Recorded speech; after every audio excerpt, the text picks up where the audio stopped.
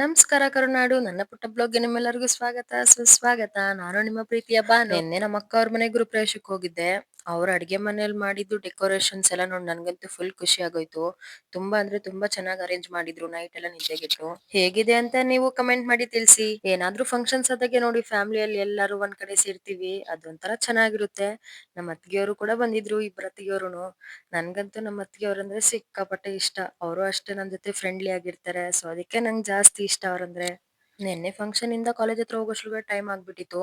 Lost our test ಮಾತ್ರ attend ಮಾಡಿದೆ. ಇವತ್ತಾದ್ರೂ full class ಕೇಳೋಣ ಅಂತ ಕಾಲೇಜ್ಗೆ ಹೋದೆ ಬೆಳಗ್ಗೆನೆ. 3 ಕ್ಲಾಸ್ ಆದ್ಮೇಲೆ ನಾವೇ ಒಂದ್ 5 ನಿಮಿಷ ಬ್ರೇಕ್ ತಗೊಂಡು ಕ್ಯಾಂಟೀನ್ ಹತ್ರ ಬಂದ್ವಿ ತಿಂಡಿ ತಿನ್ಕೊಂಡು ಹೋಗೋಣ ಅಂತ. ಆಮೇಲೆ ಇನ್ನು ಇದ್ದಿದ್ ಕ್ಲಾಸ್ ಎಲ್ಲ ಕೇಳಿಸ್ಕೊಂಡು ಆಚೆ ಬಂದ್ವಿ.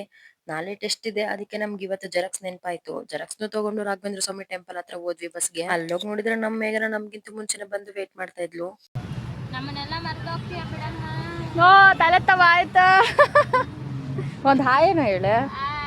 ಆಮೇಲೆ welcome to our Bhanushree YouTube channel. ಆಮೇಲೆ all the best of luck. ಇನ್ನೂ ಜಾಸ್ತಿ ಸಬ್ಸ್ಕ್ರೈಬರ್ಸ್ ಆಗಿ ಚೆನ್ನಾಗಿ ಗ್ರೋ ಆಗೋ ಹಾಗೆ ಮೇಕಪ್ ಅಪಾಯಿಂಟ್ಮೆಂಟ್ ತಗೊಬೇಕು. ನೀನು ನೋಡಕ್ಕೆ ಸಿಗ್ನೇಚರ್ಸ್ ಹಾಕಕ್ಕೆ ಬರೀ ಇಂಥದೆಯಾ. ಯಾರಾದರೂ ಏನದು ಬ್ರೈಡ್ಸ್ ಇದ್ರೆ ಕಾಂಟ್ಯಾಕ್ಟ್ ಮಾಡ್ರಿ ಮೇಕಪ್ಗೆ. ಇಷ್ಟೆಲ್ಲ ಹೇಳ್ತಾಳೆ ಇವಳು ಮಾತ್ರ. ಇವಳು ಮದುವೆಗೆ ಮೇಕಪ್ಗೆ ನನಗೆ ಹೇಳಿಲ್ಲ. ಅದು ಯಾರೋ ಬೇರೆಯವ್ರು ಮಾಡ್ಬಿಟ್ಟಿದ್ದಾರೆ. ಇವತ್ತಿನ ಬ್ಲಾಗ್ ಇಷ್ಟ ಆಗಿದ್ರೆ ಲೈಕ್ ಮಾಡಿ, ಶೇರ್ ಮಾಡಿ, ಕಮೆಂಟ್ ಮಾಡಿ, ಫಾಲೋ ಆಗೋದನ್ನ ಮಾತ್ರ ಮರಿಬೇಡಿ. Thank you.